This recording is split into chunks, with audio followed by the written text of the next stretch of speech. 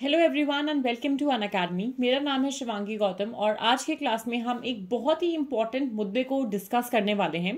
Recently 9,000 ITBP additional troops को Indo China border पे भेजा जाएगा या तैनात किया जाएगा, यानी कि total 7 more battalions of the ITBP will be posted at the Indo China border. क्या रीजन है, क्यों इन 9,000 जवानों को, अभी तक जितने जवान थे उसी फोर्स में 9,000 जवान ऐड किए जा रहे हैं, क्या रीजन है? इंडो चाइना क्लैश की बात करें, कहां पे किस किस पर्टिकुलर एरिया में ये क्लैश कब से होते आ रहा है, आज के क्लास में वो सारा कुछ हम डिटेल में डिस्कस करेंगे।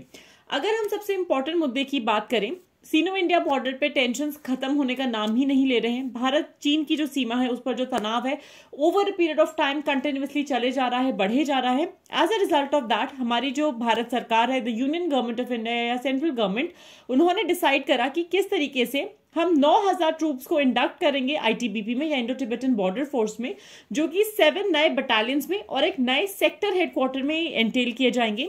China continuously large number of troops को ऑलरेडी लेकर आ रहा है अपना अक्रॉस द एलएसी, जो भी उनका लाइन ऑफ कंट्रोल है उसके आसपास में, और इसी के मद्देनजर हिंदुस्तान की सरकार ने ये सोचा कि हम 9,000 ट्रूप्स को आईटीबीपी में इंडक्ट करेंगे। अब सिग्निफिकेंस क्या है, क्यों या किस रीजन की वजह से हम इन नए बटालियंस को रेस करना चाहते हैं? सबसे पहला भाई, आईटीबीपी की अगर हम बात करें, the very first line of defence that we have on the Chinese border, that is the ITBP, जो इंडो तिब्बतन बॉर्डर पुलिस है।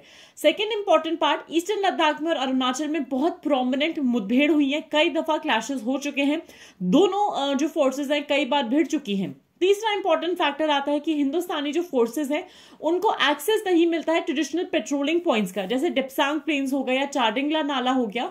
अगर हम इसकी बात करें, लद्दाख में बहुत सारे ऐसे परंपरागत गश्त बिंदु हैं जहां तक पहुंचना हिंदुस्तान की फोर्सेस के लिए वंचित है, और यहाँ पे आईटीबीपी की तैनाती इंश्योर कर सकते हैं कि चाइना कोई भी ऐसी इलिसिट एक्टिविटी नहीं कर रही है। अनदर इंपॉर्टेंट पार्ट, आईटीबीपी की डिप्लॉयमेंट 100% होती है थ्रू आउट द ईयर। अब अगर 100% तैनात है, आपको कोई छुट्टी नहीं मिलती, कुछ नहीं मिलेगा।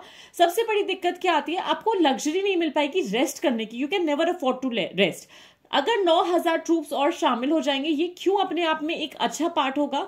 अगर हम बात करें, जो सोल्जर्स हैं उनको रेस्ट का मौका मिलेगा, उनको रिकपरेट करने का मौका मिलेगा, दे कैन बेटर ट्रेन, और इसी के साथ साथ क्योंकि वो थोड़ा एक कंसीव्ड माइंडसेट से आएंगे, छुट्टी लेकर आएंगे, थोड़ा चेंज एटमॉस्फेयर से आएंगे, they can be battle ready right then at those positions again.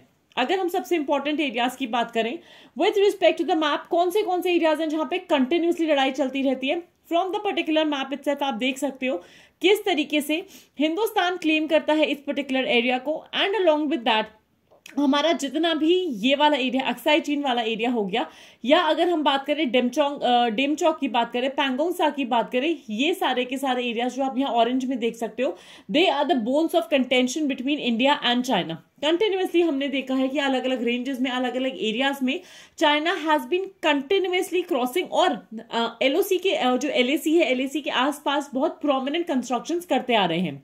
Similarly Indo China clash की बात करें, जो रूफ ऑफ द वर्ल्ड है, on the roof of the world itself हमने देखा लद्दाख में दोनों फोर्सेस का एक कन्फ्रंटेशनल सिचुएशन आया था। उसके बाद गलवान वैली में भी क्लैशेस हुए थे जून 2020 में, and because of that we have seen कि हम चाइना पे किसी भी तरीके से भरोसा नहीं कर सकते हैं। ये जो आप ब्लू में डिमार्केटेड लाइन देख रहे हो, this is the line of actual control.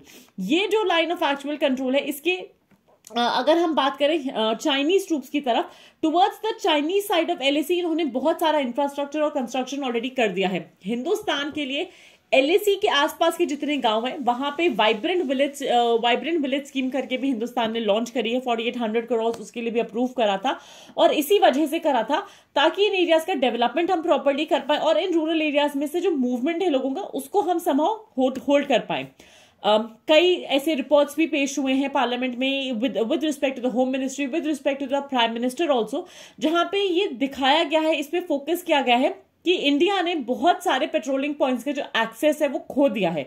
अगर हम बात करें, out of the total 65 patrolling points जो एलएसी पे है, लद्दाख में एट प्रेजेंट सिचुएटेड है, हिंदुस्तान 26 का एक्सेस खो चुका है।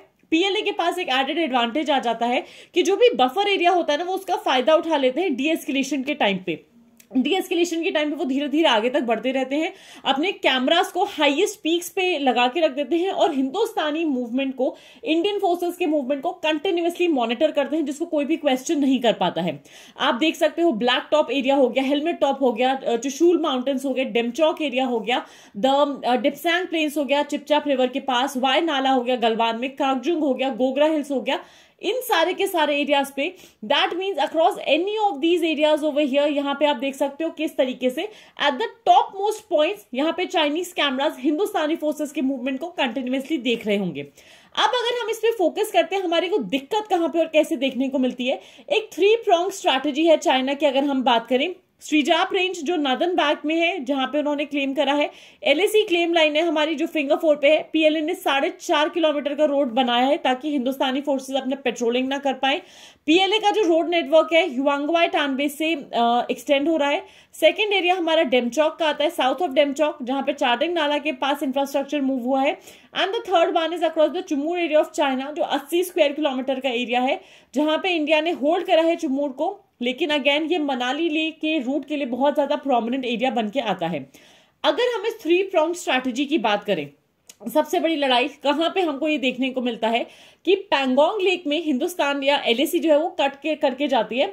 लेकिन दिक्कत क्या है, पैंगोंग लेक की अभी अगर हम बात करें, क्यों लड़ाई होती है हिंदुस्तान और चाइना के बीच में, एक प्रोमिनेंट रीजन की वजह से एक एरिया हिंदुस्तान क्लेम करेगा, एक एरिया चाइना क्लेम करेगा। जो चाइनीज क्लेम लाइन है हिंदुस्तान के बॉर्डर के बहुत पास है, फिंगर 3 के बहुत पास लोकेटेड है, और यहां पे चाइना ने बहुत प्रोमिनेंट अपना एक्सटेंसिव नेटवर्क बनाया है मोटरेबल रोड्स का। On the other hand Indian claim की अगर हम बात करें, हिंदुस्तान ये बोल रहा है कि फिंगर 8 तक हमारा क्लेम है, फिजिकली हम सिर्फ फिंगर 4 तक की जो टेरिटरी है उसी को कंट्रोल करते आए हैं, और जो हमारा एलएसी है, क्योंकि that is passing continuously through LAC, as a result of that ये अपने आप में एक बहुत बड़ा आप बोल सकते हो पॉइंट ऑफ या बॉर्डर ऑफ कंटेंशन रहता है दोनों देशों के बीच में। अगस्त 15 को भी हमने ये देखा था कि दोनों देशों से सोल्जर्स ने लड़ाइयां लड़ी थी रॉड्स को लेके across the Pangong so area.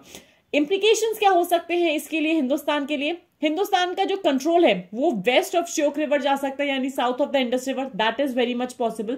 हो सकता है कि हिंदुस्तान को एक्सेप्ट करना पड़े कि ये रिवर्स ही नेचुरल बाउंड्रीज का काम कर रही हैं। चाइना हो सकता है अप्रोच कर पाए सीपीईसी को, वो क्रॉस कर सकता है गिलगिट बल्टिस्तान वाले एरिया में, या फिर नुब्रा वैली को वल्नरेबल बना के हिंदुस्तान का जो सियाचिन पे होल्ड है वो थोड़ा कमजोर करने की कोशिश कर सकता है। अलॉन्ग विद दैट, अगर चाइना का एक्सेस चांगला पास तक हो गया, लुकुंग और टांगसे एरिया से, it could very much happen कि पूरा का पूरा इंडस वैली थ्रेटन हो जाएगा। Pakistan again would support China in this particular part, but India यहाँ पे बहुत ज्यादा वल्नरेबल पोजीशन पे रहेगा। So before I wind up, a super quick reminder about the new batches and the schedules that we are bringing at Unacademy. 2024 के लिए हमारे batches आज से कमेंस हो रहे हैं। The bilingual Aarambh batch and the Hindi Lakshya batch, आप कोड यूज कर सकते हो Shivji live to get a discount of 10% on all the paid courses. Stay tuned for more. Thank you so much and have a fantastic day everyone.